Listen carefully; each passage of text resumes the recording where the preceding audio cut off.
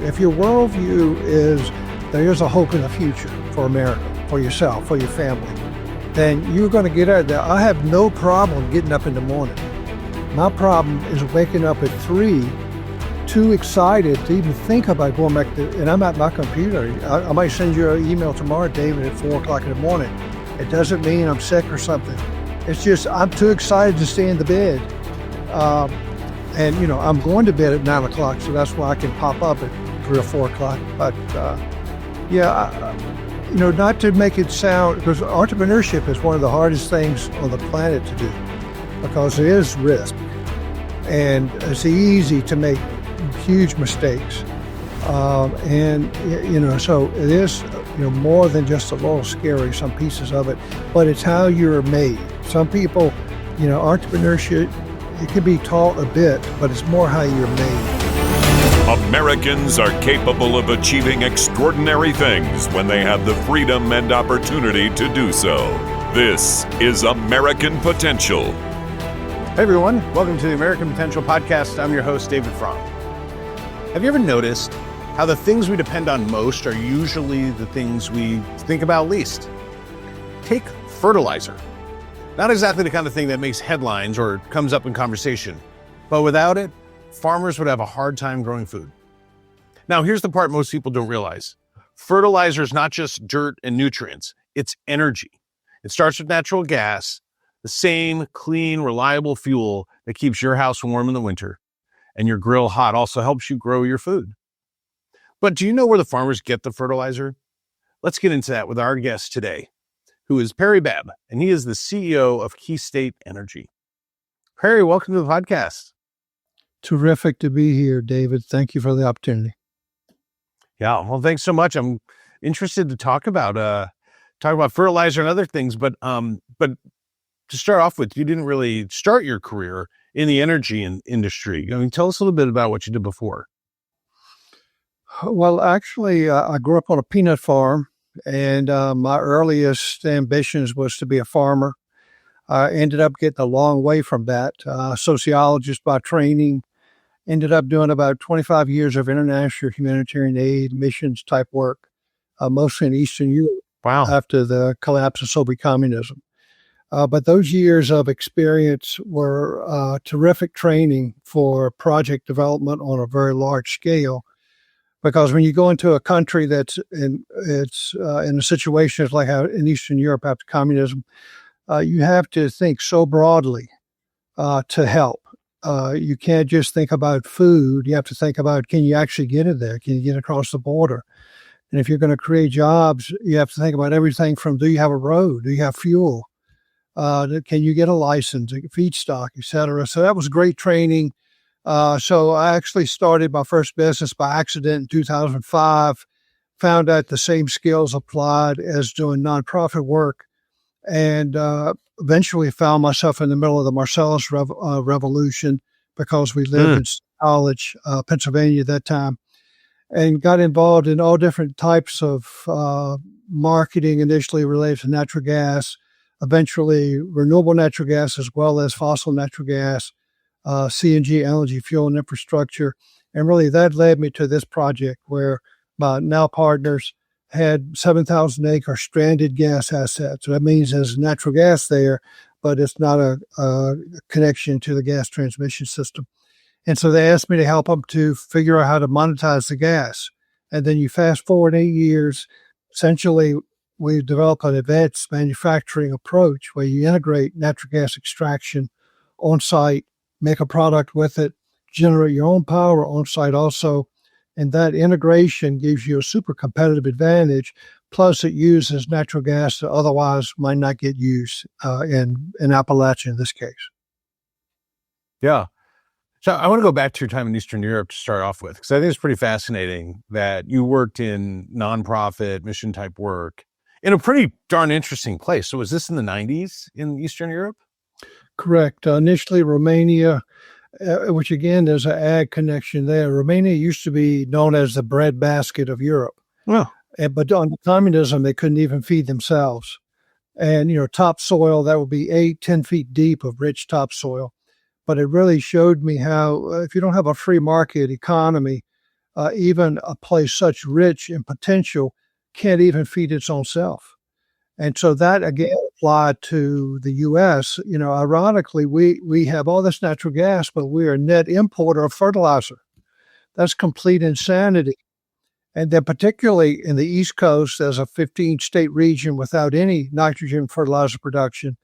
And in the last 12 months, nearly 100% of that has come from Russia. Well, that's completely irrational given politics, geopolitics, et cetera. And so that's part of the reason that led us to develop a fertilizer facility in Pennsylvania is because that need on the East Coast, that dependence on international imports. And then we basically landed in the middle of a fertilizer crisis right now where input prices are super high, almost historic high, fertilizer and the like, finance costs. But commodity prices are almost at historic lows. And we're just about at the 1980s, what the farming community says, in crisis around farming right now. So, I've got a family history, personal and business motivation behind this of, that the natural gas that we have is a huge resource. This is just another example how we can use it. And if anything, we should be exporting natural gas as fertilizer, along with export natural gas in a liquefied form, et cetera. We have all the potential to do that for sure. So take me through a little bit of the science here. Like what role does natural gas play in fertilizer? Well, think about it as the feedstock, which you would need to make the fertilizer product. And that that methane, MH4, that mostly is what natural gas is, you separate the H from the C, and you take the C and you recycle most of that C, and you use that into the fertilizer manufacturing itself. But you take the C, the hydrogen, the H, and you combine it with nitrogen, which is simply drawn from the air. And the nitrogen and the hydrogen makes NH3, ammonia, which is one of the miracle innovations of humankind. There's accepted statistics that if we didn't have this synthetic nitrogen, if we had depended on animal fertilizer, animal manure for fertilizer, nitrogen fertilizer, that we couldn't support half the world's population right now today. So it's a miracle. When it was innovated in Europe in the early part of the 19th century, 20th century, it was called the miracle of bread from air, how you could pull nitrogen from the air, combine it with this hydrogen and make ammonia. And so then you take the ammonia and you combine it back in, you synthesize it with CO2 that you just captured, the C, to make urea, and in our case, urea that's granulated, and also the urea ammonium nitrate, which is a combination specialized way to carry the nitrogen efficiently. So we'll make about 1 million tons of ammonia and urea-related products from this new facility in north central Pennsylvania. Wow, that's fabulous. We talked to a lot of people from Pennsylvania. It really is. There's a lot of cool energy stuff going on in Pennsylvania for sure. So you said that America's not kind of a fertilizer independent, let's say. Like we could be, but we're not, right? And we're importing fertilizer, which seems so non-commonsensical. Why are there so many states and why are there portions of the country that are not able to produce their own fertilizer and are forced to import? Well, recall of when LNG was an import to the U.S. not that long ago, basically right before the Marcellus, the fracking, horizontal drilling revolution, we had terminals that were importing LNG from the Middle East. And we were on a course where we didn't have enough natural gas nearly to supply our own needs for heating, et cetera. But with the miracle of horizontal drilling and completing wells, this ocean of natural gas was opened up to us. So from 2005 until the next 10 years, 15 years, there were many ammonia, urea fertilizer plants built in the Gulf Coast through the middle part of the state, the Corn Belt, or U.S. states, Corn Belt, which took us from, needing almost all of our fertilizer imported to a minority amount. But still now that the minority amount, we use about 14 million tons a year, but we're still importing 2 million tons a year. Well, that's 7%. But that's where the price whacks American farmers, because that 7% is a global commodity anyway. But because we don't have adequate supply domestically, whatever's happening geopolitically, it pulls our fertilizer production out the Gulf to Europe or other places through the St. Lawrence Seaway to Europe and other places, which then depletes supply in the middle part of the state. And that's exactly the dynamics the last at least 5 years. And then, interestingly, we have tariffs on different countries from different levels, and some that have been supplying nitrogen fertilizer to us. But ironically, the country we don't have tariffs on for fertilizer imports to the U.S. is Russia. And so Russia has rushed in the last several years to take additional market share. So 25% of our imports are coming from Russia across the country.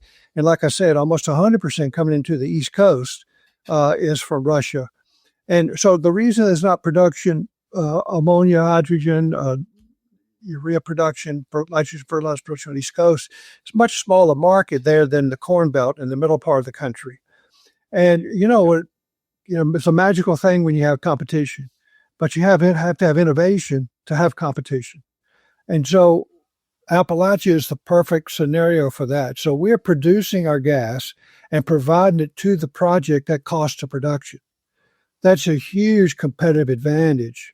So we make no money off the gas. We make it off the production of the fertilizer, which is right there next to us. So we avoid transportation costs, et cetera, plus our proximity to that market. Well, those two innovations will break open the market in the East and be market disruptive because it's new supply. It'll rebalance cost. And, there'll be some fertilizer that'll still go out to Europe and other parts. Fine, terrific. But we have more supply for domestic uses, along with being able to begin to service more of the global market. And then the next step is an overabundance of our own supply. So we're an exporter. It's laughable that we're not an exporter of fertilizer. And in countries that are underdeveloped, the quality of the fertilizer being brought into the U.S. is horrible. I've heard horror stories of what they find in some of the fertilizer containers from China, from Russia, from Egypt. And, really, like what? Oh, shoes, human remains. It's just, it's supposed to be in not in a dusty state. It's supposed to have some it's granulated so that you can move it without it being broken down in that dust. Well, that's a main standard of quality. Plus, the emission standards in those countries producing this is completely laughable compared to what we have. It makes you cry compared to what we have here, that we have to maintain water quality and all this air quality. So the U.S., just like it's leapfrogging to be the global supplier of LNG, we can easily do that just with Appalachian natural gas, much less with other natural gas basins around the country. But Appalachia is poised because we can concentrate a supply directly of gas, extract it, supply directly to a facility.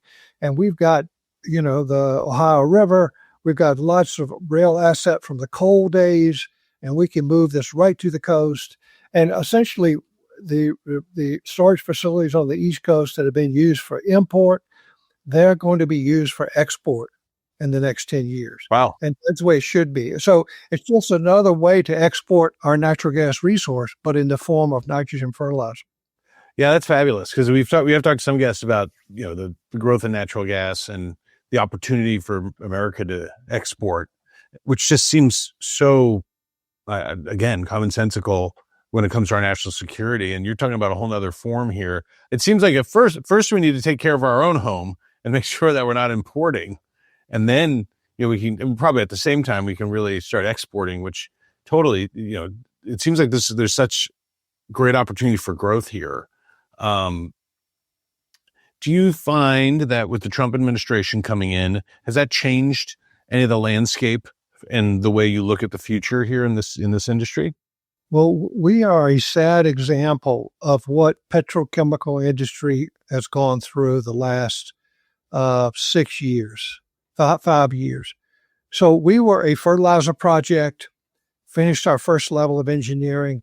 The new administration comes in, and we realize that it is going to be very challenging for us to get a permit to make hydrogen from natural gas, emit that CO2, just like it's been done for 150 years.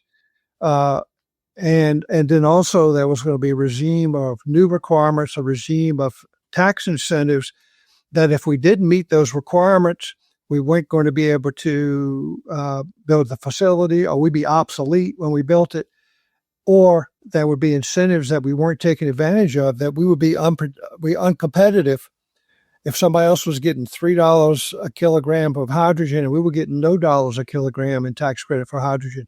So we spent 4 years innovating. Okay, that's the government that was elected. So we innovated some really amazing approaches, engineering, where we were producing a very low carbon fertilizer product nobody else in the world could create from a huge scale with a carbon intensity that we had. And it was expensive. Took 4 years of navigating those regulations. We were accepted a part of one of the hydrogen hubs with those innovations.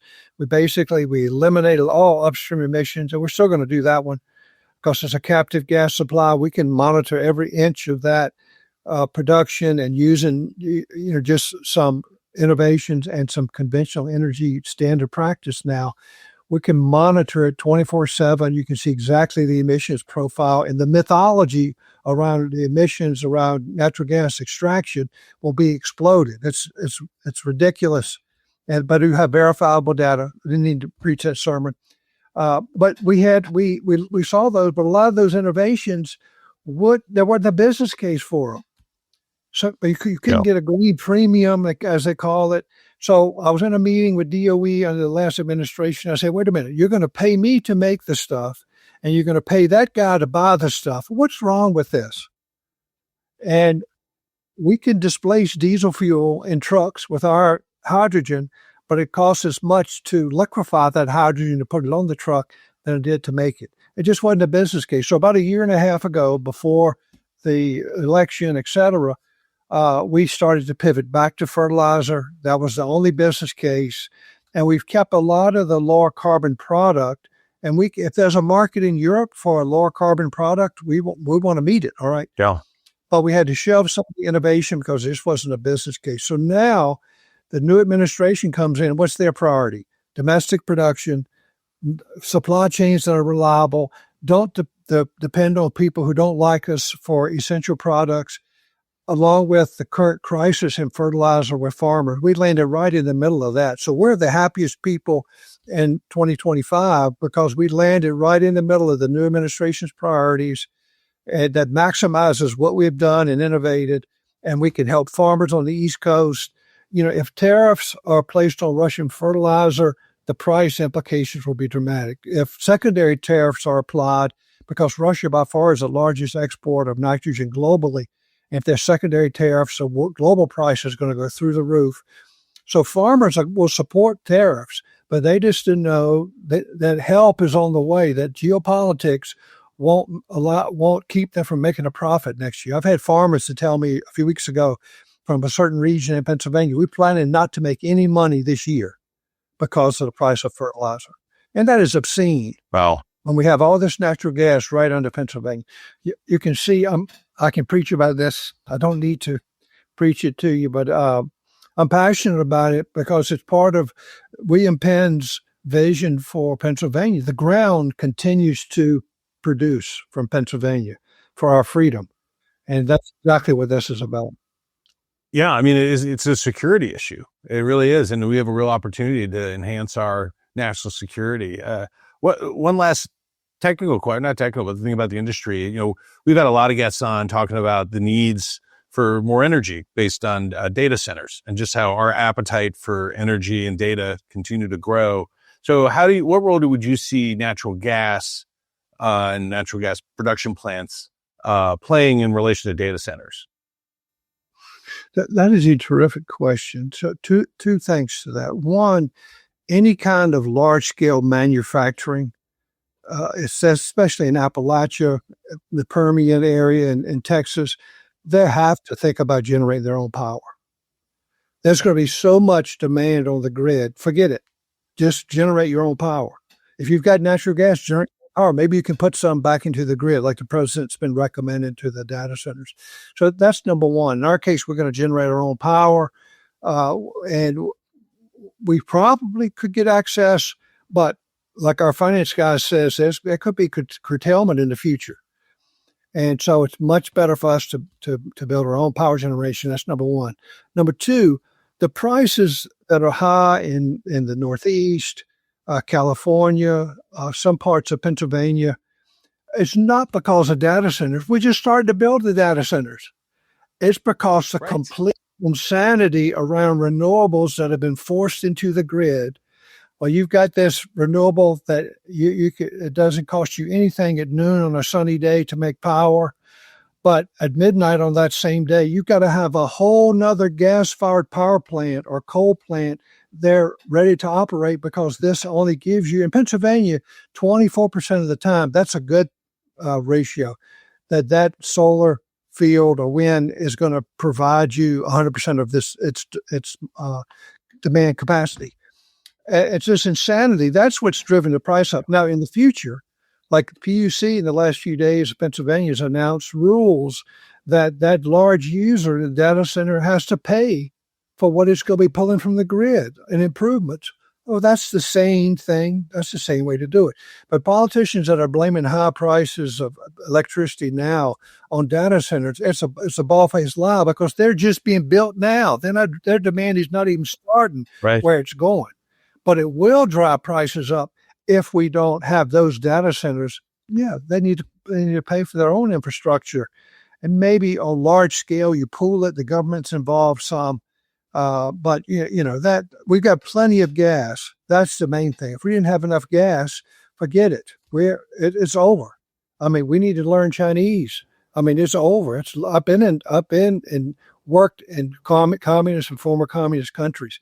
This is a life and death struggle for America. And if I wasn't making fertilizer right now, I would definitely be in the data center development somehow, power for the data center somehow, because it's such a critical issue for. Hey, I want to jump back to the earliest part of our conversation and kind of go back to your work you did, decades ago in Eastern Europe. So it seems to me like you saw an opportunity. So you're working in nonprofits, and then you see an opportunity in the for-profit field and made, it seems like a pretty big switch. I know that so I'm really interested to hear, if there's people out there who midlife, early in life are thinking about, hey, do I have the courage to make a change? Or, I've been on this path, but now I'm going to go in this different path. I mean, you've had a whole different career. Can you kind of talk about, like, as you reflect back on that, like, what were you thinking at the time? Were you scared, worried? I mean, how did you kind of think about that? Well, even in the nonprofit days, I didn't understand it, but I was a serial entrepreneur. And the things that we did in around nonprofit stuff was very innovative, and innovative for the time. So it was really only applying the same skills in another realm. And, I had to be good at communication. I had to be good at dealing with civil government authorities. We had to think broadly about what the need was and what the entity was called Strategic Global Alliance. And if it wasn't strategic, meaning strategic for that country or a large region or for a wide set of people, health or something like that, we focus on those type of things. So it's the same with nitrogen production. It's essential, it's strategic for U.S. national security. So it sounds like a huge leap, but I mean, not to preach further, but God is very creative, and He's made His creation very creative, and He's put something in us to create. Whether it's a guy that does woodwork or the lady that builds her own company or bakes and builds her own company at the same time and, builds apps and whatever else. Well, there's something in us to conquer and subdue, to accomplish. And so it's really not as big a leap. Like the skills that I learned during those days, like I learned to journal in those days. And I've still basically since 1977 barely missed a day that I didn't journal. And so what did I journal? I journaled, this is what happened yesterday. So it ends up being, this is what mistake I made. This is what I learned. Don't do that again. And then I would make, okay, what's next? Then I would make a list about what I thought next. So what was I doing? I didn't even know what I was doing really, but those are basic business and entrepreneurial skills, essential. And the opportunity, whenever I talk to a young entrepreneur, an old one, they're the same, young or old. Most companies are still created by people 35 to 55 rather than 25. It's been that way all along. But it's those same skills. Now, as far as what we were thinking, I'm sure that my wife has a gold medal that she'll receive in heaven because we've gone, 40 some years now, we've gone through all these gyrations and projects and types of things. But, of course they were scary. And of course they were, but, at the same time, what's your whole worldview? If your worldview is there is a hope in the future for America, for yourself, for your family, then you're going to get out there. I have no problem getting up in the morning. My problem is waking up at 3, too excited to even think about going back and I'm at my computer. I might send you an email tomorrow, David, at 4:00 in the morning. It doesn't mean I'm sick or something. It's just, I'm too excited to stay in the bed. And, I'm going to bed at 9:00, so that's why I can pop up at 3 or 4:00. But, not to make it sound, because entrepreneurship is one of the hardest things on the planet to do because there is risk and it's easy to make huge mistakes. So it is, more than just a little scary, some pieces of it, but it's how you're made. Some people, entrepreneurship, it can be taught a bit, but it's more how you're made. And it's a horrible thing when you force somebody to be entrepreneurial and take risk when they're not designed that way. It's not right. And it can really damage them and probably be unproductive. Well, Perry, I'm so glad that you took the risk and you can share with us your insights about natural gas and fertilizer and really how essential this is the national security. But also super excited for your enthusiasm. It's just inspirational. And I never send emails at 4 a.m. I'm like, I roll over and I can't wait to get to that spot where I'm so excited. I'll think of podcast episodes and questions. But I really appreciate you sharing your life story with us and getting us excited about natural gas and fertilizer. Well, I appreciate what you guys do. I follow it. America's best days, with God's grace, are ahead still. There's some great things going on in America that we should be really happy and excited about. Agreed. And I definitely am. And I'm honored to be a part of the work that I'm doing right now. And, I really appreciate the opportunity to be here. I hope I didn't get too long-winded there. And I'm sure you can edit it out. So we're okay. You're wonderful. We'll just go along for it. That's fabulous. Perry, we really appreciate you being on and sharing your wisdom. My pleasure. Anytime. Thanks. Well, hey, folks, if you like this episode and would like to stay connected with the podcast, be sure to like and subscribe to our channel, as well as following us on Facebook, Instagram, and YouTube. And always remember, liberty and freedom are easily taken for granted. Don't take it for granted. Go out there and defend freedom and liberty. Thanks for joining us, and we'll see you on the next episode. Thank you for listening to American Potential. You may listen to more stories from Americans working every day to expand freedom and opportunity in their communities by visiting AmericanPotential.com.